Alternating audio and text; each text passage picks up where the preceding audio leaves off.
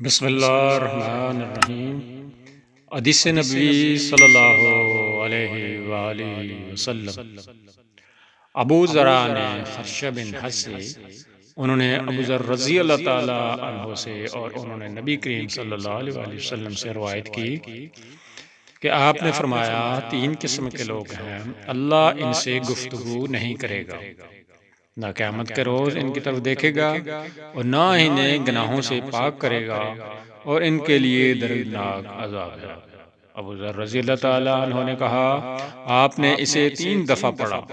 ابو ذر رضی اللہ تعالیٰ عنہ نے کہا، ناکام ہو گئے اور نقصان سے دوچار ہو گئے۔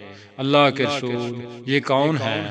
فرمایا، اپنا کپڑا ٹخنوں سے نیچے لٹکانے والا، احسان جتلانے والا اور جھوٹی قسم سے اپنے سامان کی مانگ بڑھانے والا۔ راوی صحیح مسلم، حدیث نمبر 293۔